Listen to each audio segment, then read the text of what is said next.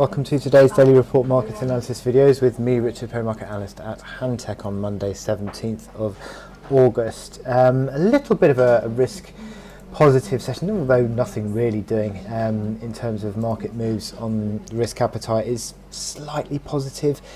Equity markets a shade higher on Europe, although mixed essentially, but look at these futures bouncing back slightly after basically a tick or so lower Friday into the close, and we still see Wall Street trading around those all-time high levels on S&P 500. Those futures have bounced back and still yet to hit that all-time high on the futures, so it's just still consolidating essentially. And what we have got at the moment is that consolidation has started to turn back into correction. It had a rebound on the dollar last week, and it just has fallen away in the last couple of sessions again, as treasury yields have just started to roll over once more.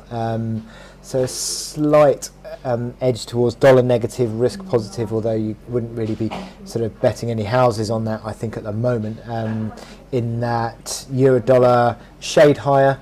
It's in the upper portions of the trading range, and I'll talk about the technical implications of that in the chart analysis videos later, but you've not got any really decisive conviction behind these moves as of yet, so we're still waiting for some decisive trending to really take hold once more. A lot of these major forex pairs are ranging at the moment. With regards to data points today, nothing really doing.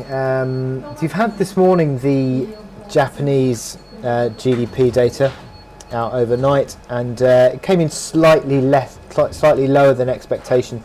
The fall was slightly bigger than expected, but still hasn't really decisively impacted negatively on risk sentiment today.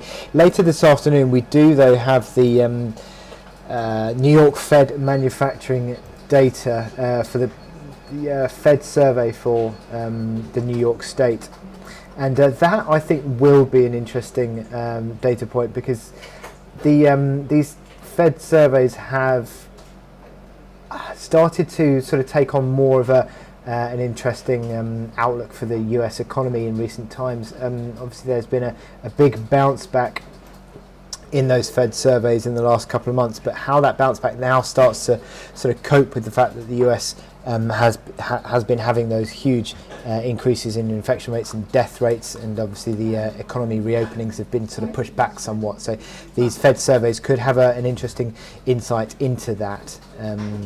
And the New York Fed survey, which is the pink one, got to 17 and is expected to come back to 15.